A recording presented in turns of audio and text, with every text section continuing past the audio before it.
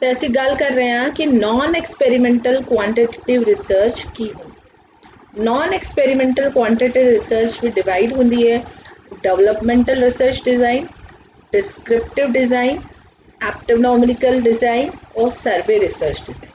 ਇਹਦੇ ਵਿੱਚ ਜਿਹੜੀ ਡਿਸਕ੍ਰਿਪਟਿਵ ਡਿਜ਼ਾइन और सर्वे डिज़ाइन होती है नॉर्मली फेमस ज़्यादा होती है, नॉर्मली ईजिली यूज़ की जाती है। कई जगह पे डेवलपमेंटल रिसर्च डिज़ाइन भी की जाती है और एपिडेमियोलॉजिकल डिज़ाइन भी कई जगह यूज़ की जाती है, बट ज़्यादातर कॉमन टॉपिक ते असी सर्वे या डिस्क्रिप्टिव डिज़ाइन यूज़ करते हैं। डिस्क्रिप्टिव रिसर्च डिज़ाइन होंदी की है जो नाम तो ही दसिया है कि वो डिस्क्राइब कर दी है, डिस्क्राइब कर दी है। जड़ा इस तरह के डिस्क्रिप्टिव रिसर्च होंदी है जड़ी पहला ऑब्जर्व कर दी है, फिर डिस्क्राइब कर दी है, फिर डॉक्यूमेंटेड कर दी है। मतलब तुसी ऑब्जर्वेशन बेसिस ते अगर कुछ डिस्क्राइब करते हो तो कहता है डिस्क्रिप्टिव रिसर्च डिज़ाइन।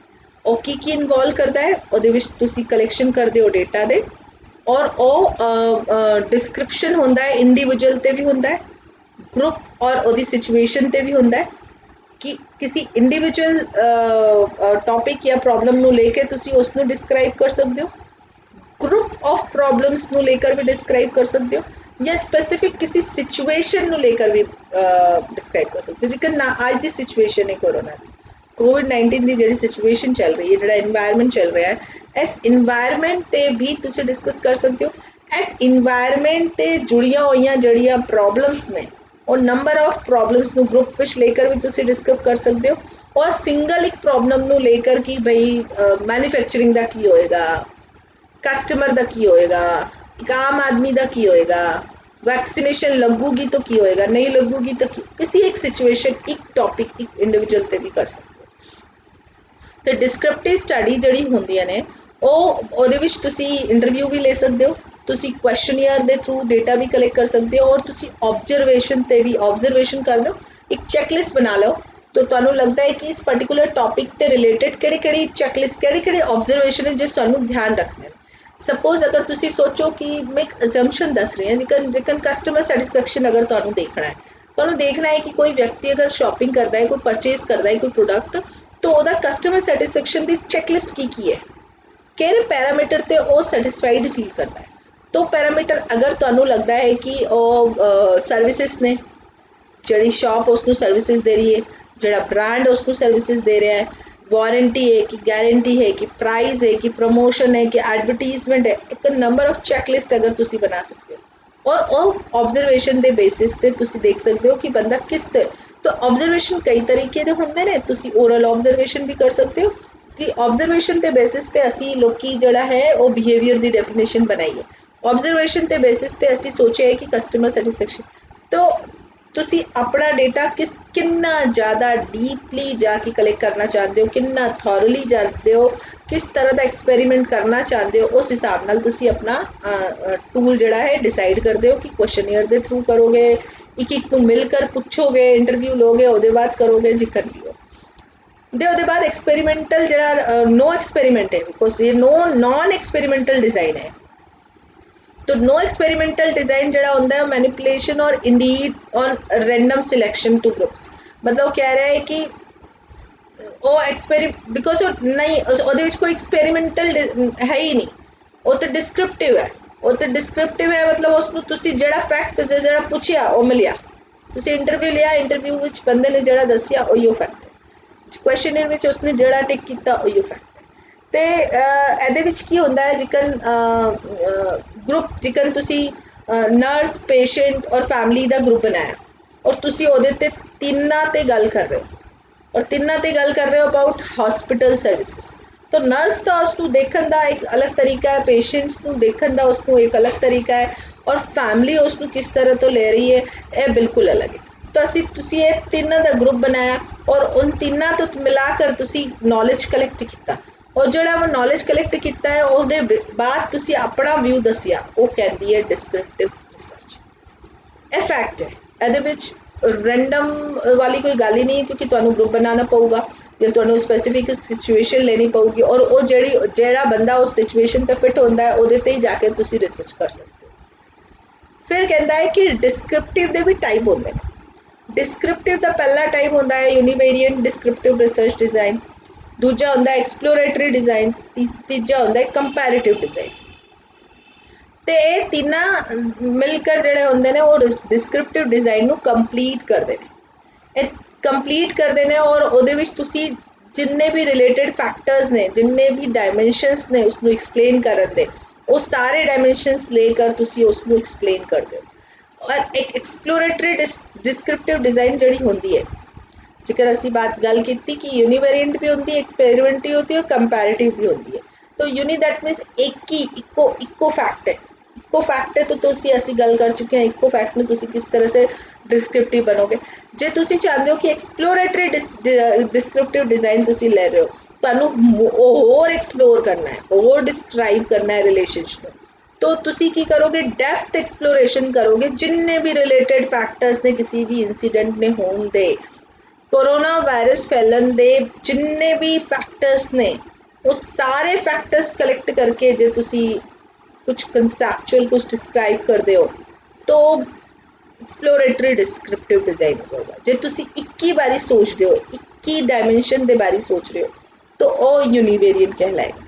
जेकर एग्जाम्पल है इन exploratory study on factor affecting bowel movement on orthopaedic patients admit होया है हॉस्पिटल विच, ते एक ये कि किस कौन से फैक्टर है जोड़े इस कंडीशन को इफेक्ट करते हैं। इन नंबर ऑफ बुक बहुत डिटेल में जाना पऊगा जो तुहानू फिर समझ आएगा कि पेशेंट की प्रॉब्लम की है, हॉस्पिटल केड़ा है, किस तरह की सुविधा है, ता जाके पता चलूगा।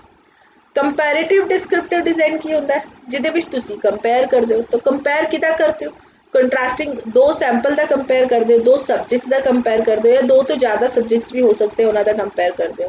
कंपेयर तो अलग अलग ग्रुप का करते हो, अलग अलग एट्रीब्यूट का करते हो कि किसी बंदे का परसैप्शन और उसका एटीट्यूड की है, ओदे फिजिकल और साइकोलॉजिकल सिम्पटम की है। और कंपैरिजन किदे विचकार भी हो सकता है, नॉलेज के अलग अलग लेवल के विचकार भी हो सकता है। मेरी सोच मेरा परसैप्शन की है किसी चीज़ ਨੂੰ ਵੇਖਣ ਦਾ, किसी प्रोडक्ट ਨੂੰ ਵੇਖਣ ਦਾ, और ਉਹਦੇ बाद मेरा एटीट्यूड की है, ਇਹਦੇ ਵਿੱਚ भी तुसी कंपेयर कर सकते हो। अगर तुहानू कंपेयर करना है कि बंदा एकन सोचता है तो ਉਹਦੀ सोच अगर इस तरह की है तो ਉਹਦਾ एटीट्यूड किस तरह का है। अगर वो सोच पॉजिटिव है तो एटीट्यूड भी पॉजिटिव है कि एटीट्यूड नेगेटिव है कि एटीट्यूड न्यूट्रल है कि एटीट्यूड कुछ है ही नहीं, सो ही नहीं करता। अगर नेगेटिव है तो किस तरह की होएगी, जे खरीदता है तो, जे नहीं खरीदता तो की, जे कॉस्टली है तो की, जे चीप है तो की। तो इस तरह की जी होंगी है वो कंपैरेटिव डिस्क्रिप्टिव डिज़ाइन होंगी है।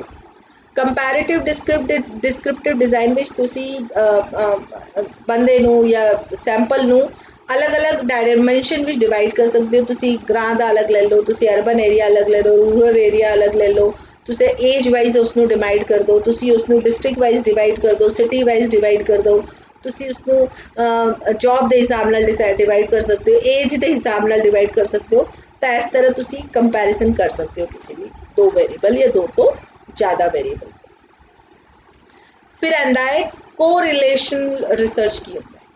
कोरिलेशनल रिसर्च यो होता है जिहदे विच तुसी तुहाडा एक ऑब्जेक्टिव होता है कि तुसी रिलेशनशिप मेनटेन वेरीएबल के विचकार दी रिलेशनशिप मेनटेन देखोगे जो रियल वर्ल्ड विच एग्जिस्ट करती है। दैट मीनस ऑन्टोलॉजिकल है और real world which already variables ने, और उन वेरीएबल्स नू तुसी डेटा कलैक्ट करके डिस्क्राइब्ड करते हो, एनालिसिस करते हो और उन्होंने विचकार दा रिलेशनशिप फाइंड आउट करते हो।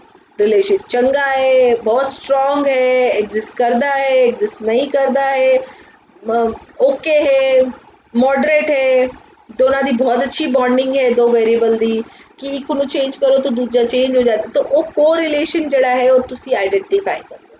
तो उसको डिस्क्राइब और attempt to explain nature of relationship, वो डिफाइन करता है कि दोनों दे विचकार दा किस तरह का रिलेशनशिप है। कैजुअल रिलेशनशिप है, स्ट्रॉन्ग रिलेशनशिप है, एक वेरीएबल के बिना दूजा वेरीएबल हो ही नहीं सकता। जब प्रोडक्शन ही नहीं होएगी, द कॉस्ट ऑफ प्रोडक्शन अगर इंक्रीज डिक्रीज हो तो हिसाब नाल MRP डिसाइड होगी, है ना। अगर कॉस्ट ऑफ प्रोडक्शन थल्ले जा रही है तो MRP ऑफकोर्स थल्ले होगी मेनटेन। अगर कॉस्ट ऑफ प्रोडक्शन बढ़ती जा रही है तो फिर MRP बढ़ती जाएगी। ਤੇ ਸਟਰੋਂਗ ਰਿਲੇਸ਼ਨਸ਼ਿਪ ਹੈ। ਤੁਸੀਂ ਇੱਕ ਵੇਰੀਏਬਲ ਨੂੰ ਦੂਜੇ ਵੇਰੀਏਬਲ ਤੋਂ ਵੱਖਰਾ ਨਹੀਂ ਕਰ ਸਕਦੇ। ਤੁਸੀਂ ਇਹ ਨਹੀਂ ਕਹਿ ਸਕਦੇ ਕਿ ਬਈ ਮੈਂ ਕਾਸਟ ਆਫ ਪ੍ਰੋਡਕਸ਼ਨ ਤੇ ਜਿਹੜਾ ਵੀ ਹੋਏ ਮੈਂ ਤਾਂ ਪ੍ਰੋਡਕਟ ਦੀ ਪ੍ਰਾਈਸ ਜਿਹੜੀ ਹੈ ਉਹ ਚੇਂਜ ਨਹੀਂ ਕਰਾਂ, ਨਹੀਂ, ਉਹ ਤਾਂ ਚੇਂਜ ਹੋ ਜਾਏਗੀ ਨਾ। ਤੁਹਾਨੂੰ ਉਹ ਵੇਖਣਾ ਪਏਗਾ ਕਿ ਉਹ ਰਿਲੇਸ਼ਨਸ਼ਿਪ ਕਿੱਕਣ ਹੈ, ਤਾਂ ਉਸਨੂੰ ਕਹਿੰਦੇ ਨੇ ਕੋ ਰਿਲੇਸ਼ਨ। ਫਿਰ ਹੁੰਦਾ ਹੈ ਕਿ ਹਾਊ, ਕਿਸ ਤਰ੍ਹਾਂ ਦਾ ਤੁਸੀਂ ਡਿਸਕ੍ਰਾਈਬ ਕਿੱਕਣ ਕਰੋਗੇ ਕੋ ਰਿਲੇਸ਼ਨ। ਤਾਂ ਡਿਸਕ੍ਰਾਈਬ ਕਰੋਗੇ ਇੱਕ ਵੇਰੀਏਬਲ ਔਰ ਦੂਜੇ ਵੇਰੀਏਬਲ ਦੇ ਰਿਲੇਸ਼ਨਸ਼ਿਪ ਤੋਂ, ਕਿਸ ਤਰ੍ਹਾਂ ਦਾ ਰਿਲੇਸ਼ਨਸ਼ਿਪ ਹੈ, ਨਾਲ ਹੀ ਉਹਦੀ ਸਟਰੈਂਥ, ਰਿਲੇਸ਼ਨਸ਼ਿਪ ਦੀ ਸਟਰੈਂਥ ਕੀ ਹੈ, ਕਿਸ ਰੀਜ਼ਨ ਤੋਂ ਦੋਨੋਂ ਕਲੋਜ਼ ਨੇ। ਜਿਕਰ ਮੈਂ ਹੁਣੇ ਦੱਸਿਆ ਕਿ ਬਈ ਇੱਕ ਨੂੰ ਦੂਜੇ ਦਾ ਮਤਲਬ ਅਗਰ ਪ੍ਰੋਡਕਸ਼ਨ ਕਾਸਟ बढ़ाई गई, मटीरियल बढ़िया है, लेबर चार्जेस बढ़ गए या मशीनरी चार्ज, ਤੁਹਾਡੀ ਕਾਸਟਿੰਗ ਵੱਧ ਰਹੀ ਹੈ, ਕਾਸਟਿੰਗ ਅਗਰ ਮੈਨੂਫੈਕਚਰਿੰਗ ਦੀ ਵੱਧ ਰਹੀ ਹੈ ਤਾਂ ਉਹਦੀ MRP ਵਿੱਚ ਤਾਂ ਉਹਦਾ ਚੇਂਜਸ ਆਏਗੀ। ਜੋ ਇੰਟਰਮੀਡੀਏਟ ਚੈਨਲਸ ਵੱਧਦੇ ਜਾ ਰਹੇ ਨੇ, ਏਜੰਟ ਵੱਧ ਰਹੇ ਨੇ, ਡੀਲਰਸ, ਸਪਲਾਇਰਸ ਤੋਂ ਵੱਧ ਰਹੇ ਨੇ, ਤਾਂ ਉਹਦੇ ਹਿਸਾਬ ਨਾਲ ਜਿੰਨਾ ਤੁਹਾਡਾ ਡਿਸਟ੍ਰੀਬਿਊਸ਼ਨ ਚੈਨਲ ਵਿੱਚ ਇੰਟਰਮੀਡੀਏਟਸ ਆਉਣਗੇ ਉਸੇ ਹਿਸਾਬ ਨਾਲ ਤੁਹਾਡੀ ਜਿਹੜੀ MRP ਉਹ ਇਨਕਰੀਜ਼ ਹੁੰਦੀ ਜਾਊਗੀ। तो उस ट्रांसपोर्टेशन कॉस्ट इंक्रीज हो रही है, ਤੁਹਾਡਾ वेयर हाउस ਦੇ ਹਿਸਾਬ ਨਾਲ ਮੇਨਟੇਨੈਂਸ, तो ਉਹ ਸਾਰੀ ਚੀਜ਼ਾਂ ਤੁਹਾਨੂੰ ਉਸ ਸਟਰੈਂਥ ਵੇਖਣੀ ਪਏਗੀ। ਫਿਰ ਤੁਹਾਨੂੰ ਦੇਖਣਾ ਪਏਗਾ ਕਿ ਐਗਜ਼ੈਕਟ ਰਿਲੇਸ਼ਨਸ਼ਿਪ ਨਿਕਲਿਆ ਕਿ ਨਹੀਂ ਨਿਕਲਿਆ, ਨਿਕਲਣੇ ਬਾਅਦ ਉਹਦੀ ਸਟਰੈਂਥ ਕੀ ਸੀ, ਉਹਦਾ ਇਫੈਕਟ ਤੁਹਾਨੂੰ ਜਾਨਣਾ ਪਏਗਾ, ਉਹਦੀ ਸਟਰੈਂਥ, ਉਹਦੀ ਬੌਂਡਿੰਗ ਦੇ ਹਿਸਾਬ ਨਾਲ। तो हुण असी ये डिसाइड कर लिया, ये पूरा डिस्कस हो गया कि एक्सपैरीमेंटल और नॉन एक्सपैरीमेंटल डिज़ाइन विच मेनली की होंदा है, उहदे विच किस तरह असी काम करने हाँ। उहदे विच 2 एक्सपैरीमेंट होंदा है, उहदे विच आपदा को रिलेशन होंदा है, डिस्क्रिप्टिव होंदा है, डेप्थ डिस्क्रिप्टिव रिलेशनशिप होंदा है। तो यह सारी चीज़ां तुसी क्लीयर हो गई तुहानू कि एक्सपैरीमेंट विच जाना है कि नॉन एक्सपैरीमेंट विच जाना है, वो डिसाइड होएगा तुहाडी प्रॉब्लम के हिसाब नाल, और उस प्रॉब्लम के हिसाब नाल तुसी डिसाइड करोगे कि तुसी किस तरफ जाना चाहते हो, कि एक्सपैरीमेंटल डिज़ाइन तुहाडे ऑब्जेक्टिव के हिसाब होगा कि नॉन एक्सपैरीमेंटल डिज़ाइन तुहाडे ऑब्जेक्टिव के हिसाब नाल फिट होएगा। ਇਹ जब तुसी डिसाइड कर लो, और उस डिसाइड के बाद तुहाडी जर्नी स्टार्ट होंदी है क्वांटिटेटिव रिसर्च कि हुण तुहानू एक एक स्टैप करके एक एक करके अगे बढ़ना है। तो हुण एक एक करके असीं वेखांगे कि किकन तुहानू क्वांटिटेटिव रिसर्च की सारी स्टैप्स नू क्रॉस करना।